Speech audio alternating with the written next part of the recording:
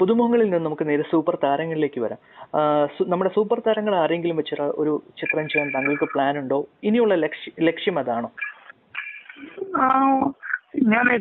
എനിക്ക് ഇപ്പം മോഹൻലാലായാലും മമ്മൂട്ടിയായാലും ഞാൻ ആരാധിക്കുന്ന നടന്മാരാണ്. അവര് എല്ലാരും പറഞ്ഞു വഴിയൊരു ഡയലോഗാണ്, അവര് കേരളത്തിലെ തന്നെ ഇന്ത്യയിൽ തന്നെ ഏറ്റവും മികച്ച നടന്മാരുടെ പട്ടികയിൽപ്പെടുന്നവരാണ്. പക്ഷെ അവർക്ക് പറ്റുന്ന സബ്ജക്റ്റ് വന്നാൽ മാത്രമേ ഞാൻ അവരെ വെച്ച് ചെയ്യാൻ എനിക്ക് ആഗ്രഹമുള്ളൂ. കാരണം ഒരു യൂഷ്വൽ ഫിലിം ഒരിക്കലും ഞാൻ അവരെ വെച്ച് ചെയ്യില്ല. യൂഷ്വൽ എന്നല്ല, ഇപ്പം ഇതേവരെ അവർ അവതരിപ്പിച്ച കഥാപാത്രങ്ങളിൽ നിന്ന് വ്യത്യസ്തമായ എന്തെങ്കിലും അങ്ങനത്തെ തോട്ടുകൾ വന്നാൽ മാത്രമേ ഞാൻ അവരെ വെച്ച് പടം ചെയ്യുകയുള്ളൂ. അതിനും നമ്മുടെ പുതുമുഖങ്ങളോടൊപ്പം താങ്കൾ കൈകോർക്കുന്നത് കാണാൻ ഞങ്ങൾ കാത്തിരിക്കുകയാണ്. അടുത്ത ചോദ്യം, താങ്കളുടെ കാഴ്ചപ്പാടിൽ മലയാള സിനിമ ഇപ്പോൾ നേരിടുന്ന പ്രതിസന്ധികളും തിരിച്ചടികളും എന്തൊക്കെയാണ്? അതിനുള്ള പ്രതിവിധികൾ എന്തൊക്കെയാണ് താങ്കളുടെ കാഴ്ചപ്പാടിൽ?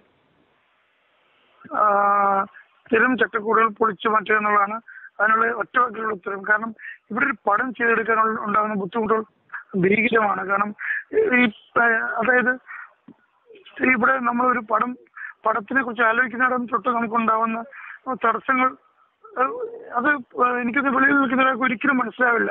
ഒരു കഥ ആലോചിക്കുമ്പോൾ തന്നെ തുടങ്ങിയ തടസ്സങ്ങൾ, ആ പടത്തിന്റെ ഇപ്പൊ നേരത്തെ സൂചിപ്പിച്ചുള്ള കഥ തുടങ്ങി, തിരക്കഥയായി, അതിന്റെ ഷൂട്ടിംഗ് തുടങ്ങി, പോസ്റ്റ് പ്രൊഡക്ഷൻ സ്റ്റേജ്, അത് കഴിഞ്ഞ് പടം വിതരണത്തിന്റെ സമയത്ത് ഉണ്ടാകുന്ന ബുദ്ധിമുട്ടുകൾ, അവസാനം മാർക്കറ്റിംഗിൽ വരെ ഉണ്ടാകുന്ന പ്രശ്നങ്ങൾ, അല്ലെ ഈ എന്താണ് പറയുന്നത്, മറ്റ് കടന്ന കയറ്റങ്ങൾ, അല്ലെ മറ്റാൾക്കാരോട് ഉത്തരം പറയേണ്ടി വരുന്ന ഒരുപാട് ഘട്ടങ്ങൾ, ഇങ്ങനെ പല പ്രതിസന്ധികൾ തരണം ചെയ്താണ് ഇവിടെ ഓരോ ഫിലിം മേക്കറും നിലനിൽക്കുന്നത്. അത്രയാണ് ഏറ്റവും കൂടുതലുള്ളത്. പിന്നെ എനിക്ക് തോന്നുന്നത് ഏറ്റവും വലിയ സംഭവം എന്ന് എനിക്ക് തോന്നുന്നത്, പലരും ഇന്നും നമ്മൾ ഒരുപാട് പറഞ്ഞു വഴിയൊരു കാര്യമാണ്. ഇപ്പം ഒരു താരത്തിന്റെ ഡേറ്റ് ഉണ്ട്, അപ്പോൾ അത് ഇത്ര മാസത്തിനുള്ളിൽ വേണം, അല്ലെങ്കിൽ ഈ ക്രിസ്മസിന് ചെയ്യണം എന്നുള്ളതുകൊണ്ട് ഉടനെ തട്ടിക്കൂട്ടുന്ന അത്രയും തട്ടിക്കൂട്ടുകളാണ് ഇവർ ഒഴിവാക്കേണ്ടത്. ഒരു നല്ല കഥ ഉണ്ടാക്കിയിട്ട് അതിന് ടൈം എടുത്ത്, ആ ടൈം ഇവിടെ പലരും എടുക്കാൻ തയ്യാറാവുന്നില്ല. ടൈം എടുത്ത് അതിന്റെ തിരക്കഥ ഉണ്ടാക്കുക, അത് പലതവണ വായിച്ച് ഉറപ്പുവരുത്തുക, എന്നിട്ട് താരങ്ങളുടെ ഡേറ്റ് ഇമ്മീഡിയറ്റ് മേടിക്കാതെ അതിനുവേണ്ടി ഒരുക്കങ്ങൾ ചെയ്ത ശേഷം അങ്ങനെ ടൈം എടുത്തൊരു പടത്തെ സമീപിച്ചാൽ തന്നെ ഒരു 80% പ്രശ്നങ്ങളും നമുക്ക് മാറ്റാവുന്നതേ ഉള്ളൂ. മലയാള സിനിമയിലേക്ക് പ്രൊഫഷണലിസം കടന്നു വരണമെന്നാണ് താങ്കൾ പറയുന്നത്. തീർച്ചയായും ശരിയാണ് സാർ. അത് ഇനി മറ്റൊരു ചോദ്യം, താങ്കൾ ഒരു ഫിലിം മേക്കറാണ്, താങ്കളുടെ ക്രിയേറ്റിവിറ്റി ഉണ്ട്. ഒരു പക്ഷെ താങ്കളുടെ ഒരു സിനിമയുടെ ചില സീൻസ് അല്ലെങ്കിൽ ചില കഥയിലെ ചില അംശങ്ങൾ മാറ്റണമെന്നോ ഒരു നടനോ നടിയോ ആവശ്യപ്പെട്ടാൽ, അല്ലെങ്കിൽ താങ്കൾ നിർബന്ധിച്ചാൽ, താങ്കൾ ഇതിന് ആ നിർബന്ധം കണക്കിലെടുക്കുമോ, അല്ലെങ്കിൽ അതിന് വഴങ്ങിക്കൊടുക്കുമോ? ഇല്ല. കാരണം എന്താണെന്ന് വെച്ചാൽ അതിപ്പം എന്നെ സംബന്ധിച്ചിടത്തോളം ഞാനൊരു പടത്തിന് തയ്യാറാകുമ്പോൾ 100 വട്ടം ആലോചിച്ച്, ഇപ്പൊ ഈ ട്രാഫിക് എന്ന് പറഞ്ഞ പടത്തിന്റെ സ്ക്രിപ്റ്റ് ഞങ്ങൾ 3.5 വർഷം എന്ന് പറയുന്നത് ഒരു വെറുമൊക്കെ പറയുകയില്ല. കാരണം ഓരോ സീനും, ഇതില്ല നിങ്ങൾ കാണുന്ന ട്രാഫിക്കിലെ ഓരോ സീനും 10-12 പ്രാവശ്യം ഞാനും സഞ്ജും ഇതിന്ന് ആലോചിച്ച് പലതവണ മാറ്റി എഴുതിയതാണ്. 10-12 പ്രാവശ്യം മാറ്റി എഴുതിയതാണ്. കാരണം അത്രത്തോളം കാറ്റിക്കുറുക്കി എടുക്കുന്നതാണ് ഞങ്ങളുടെ സ്ക്രിപ്റ്റ്. അപ്പൊ ഇല്ലെങ്കിൽ എന്താണ്, നമ്മൾ ആദ്യമേ അവർക്ക് വായിക്കാൻ കൊടുക്കുമ്പോൾ അവർക്ക് അവരുടെ സെഷൻ പറയാം. പക്ഷെ സെഷൻ പറയുമ്പോൾ അത് ഞങ്ങൾക്കും കൂടെ കൺവിൻസ്ഡ് ആണെങ്കിൽ ഞങ്ങൾ മാറ്റും.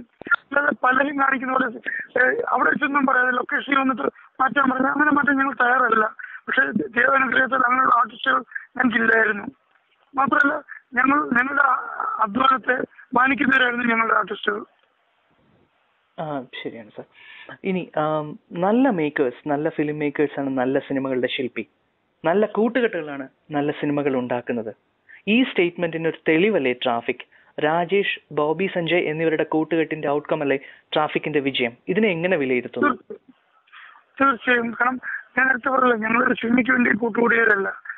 ഞങ്ങൾ നല്ല കൂട്ടുകാർ ഒരു സിനിമ എടുക്കാൻ തയ്യാറായവരാണ്. അത്തരം കൂട്ടുകെട്ടുകൾ പരസ്പരം അങ്ങേറ്റം മനസ്സിലാക്കി സിനിമ ടേസ്റ്റുകളും പേഴ്സണൽ ലൈഫുകളും. ഞാൻ ഈ അടുത്തൊരു എൻ്റെ അടുത്ത് കഥയും കൊണ്ടുവന്ന ഒരാളോട് പറയുകയുണ്ടായി, എനിക്ക് അങ്ങനെ ഒരു കഥ ഒരാൾ എടുക്കാൻ കഴിയുകയില്ല.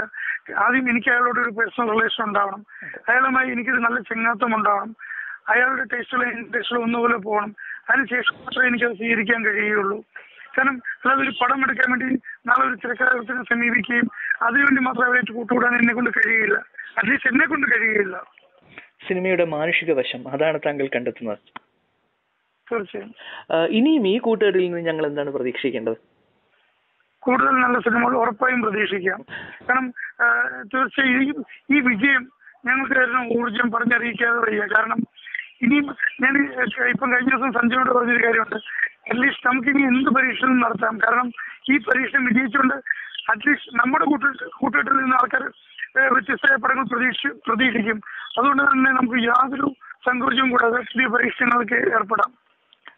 അപ്പോ കൂടുതൽ വ്യത്യസ്തവും അല്ലെങ്കിൽ നല്ലതുമായ ചിത്രങ്ങൾ ഉറപ്പായിട്ടും ഞാൻ ഉറപ്പു തരുന്നു ഈ കൂട്ടുകെട്ടിൽ നിന്നും. ഞങ്ങളും പ്രതീക്ഷിക്കുന്നു സർ. ട്രാഫിക്കിന്റെ വിജയം ഒരു തരത്തിൽ പറഞ്ഞാൽ അതൊരു ബാധ്യതയല്ലേ? അടുത്ത ചിത്രത്തിൽ ഇതിലും മികച്ചതാവില്ലേ താങ്കളിൽ നിന്ന് പ്രേക്ഷകർ പ്രതീക്ഷിക്കുക? ഇനി ട്രാഫിക്കിൽ മികച്ചതായി അത്തരം ബാധ്യതകൾ ഞാൻ ആസ്വദിക്കുന്നു. കാരണം അത് ഒരു ബാധ്യതയേക്കാൾ ഉപരി ഞാനത് ആസ്വദിക്കുന്നു. കാരണം അത് നന്മയ്ക്ക് വേണ്ടിയിട്ടുള്ളതല്ലേ, ക്വാളിറ്റിക്ക് വേണ്ടിയിട്ടുള്ള ഒരു ബാധ്യതയല്ലേ, അതിനല്ലേ നമ്മളൊക്കെ ചെയ്യേണ്ടത്. അതെ. ഇനി ട്രാഫിക്കിൽ മികച്ചതായി എന്താണ് താങ്കൾക്ക് അവർക്ക് നൽകാനുള്ളത്?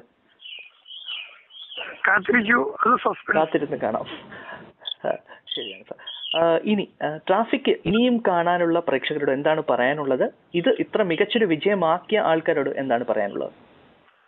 വിജയമാക്കിയവരോട് ഒരുപാട് നന്ദിയുണ്ട്. കാരണം മലയാള സിനിമയിലൊരു മാറ്റത്തിന് തയ്യാറെടുക്കാൻ അവർ തയ്യാറായി മാനസികമായി എന്ന് എനിക്ക് മനസ്സിലായി.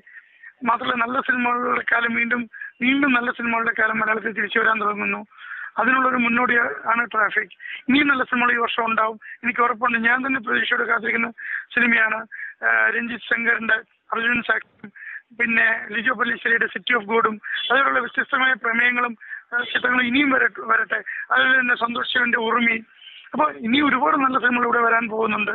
അതിനെയും ഇതേപോലെ തന്നെ അവ നല്ല സിനിമയാണെങ്കിൽ തീർച്ചയായും പിന്തുണ നിങ്ങൾ നൽകുക, അവരെയും വിജയിപ്പിക്കുക. ശരിയാണ് സാർ. താങ്കൾ എന്ന ഫിലിം മേക്കറെ കുറിച്ചാണ് നമ്മൾ ഇത്ര നേരം സംസാരിച്ചത്. ഇനി താങ്കൾ എന്ന വ്യക്തി, താങ്കളുടെ കുടുംബത്തെക്കുറിച്ചും സിനിമയിൽ എത്തിയത് മുതൽ ഇതുവരെയുള്ള ജീവിതത്തെക്കുറിച്ചും ഒന്ന് ചുരുക്കി പറയാമോ?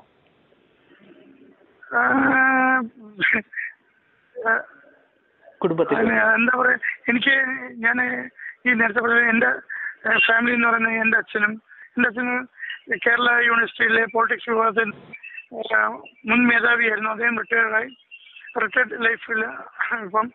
പിന്നെ എന്റെ ചേച്ചി ഇന്ത്യൻ എക്സ്പ്രസിന്റെ സീനിയർ സബ് എഡിറ്ററാണ്. പിന്നെ എന്റെ വൈഫ് മേക്ക ഹൗസ് വൈഫാണ്. ഇത്രയും പേരാണുള്ളത്. എന്റെ അമ്മ മരിച്ചുപോയി ഒരു 8 വർഷം മുമ്പ്.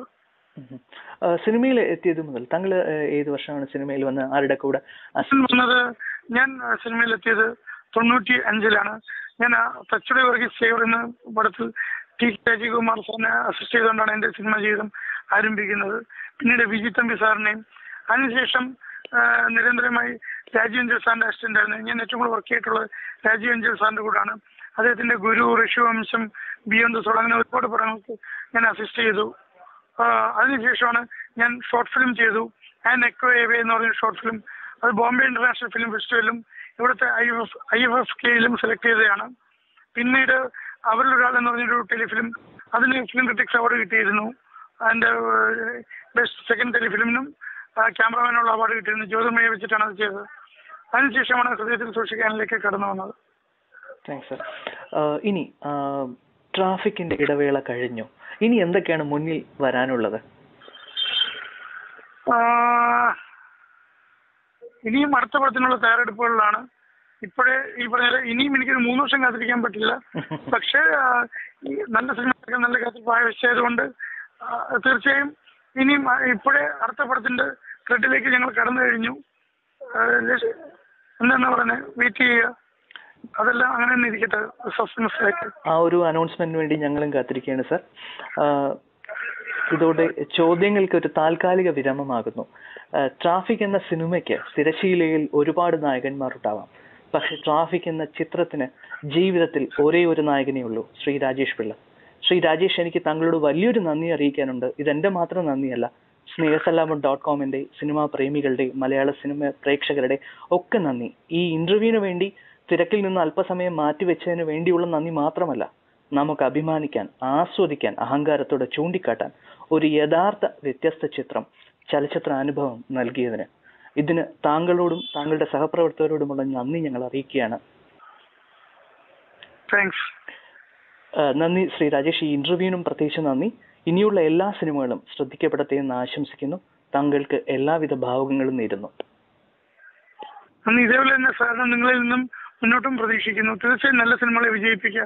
നല്ല സിനിമയെ വിജയിപ്പിക്കാനല്ലേ അതിനുള്ള ഈ കൂട്ടായ്മയ്ക്ക് ഞാൻ പ്രത്യേകം നന്ദി എടുത്തു പറയുന്നു. കാരണം നിങ്ങളെപ്പോലുള്ളവരാണ് നല്ല സിനിമ ഇവിടെ വീണ്ടും തിരിച്ചു കൊണ്ടുവരാൻ ഉള്ള ഊർജം ഇവിടുത്തെ ഫിലിം മേക്കേഴ്സിന് നൽകേണ്ടത്. നിങ്ങളെ പോലെയുള്ള ഉള്ളതാണ് ഞങ്ങളുടെയൊക്കെ ബലം. നന്ദി സാർ. ഞങ്ങളുടെ ഈ കൂട്ടായ്മയിലേക്ക് സാറിന്റെ പരിമിതമായ സമയത്തിനുള്ളിൽ നിന്നും കഴിയുന്നത് പോലെ ഞങ്ങളുടെ കൂട്ടായ്മയിലേക്ക് കൂടാൻ, ഈ സിനിമാ പ്രേമികളുടെ കൂട്ടത്തിലേക്ക് വരാൻ താങ്കളെ ഞങ്ങൾ സാദരം ക്ഷണിക്കുകയാണ്. എല്ലാവിധ സപ്പോർട്ടും താങ്കൾക്ക് നൽകുന്നതായിരിക്കും. വളരെ നന്ദി സാർ.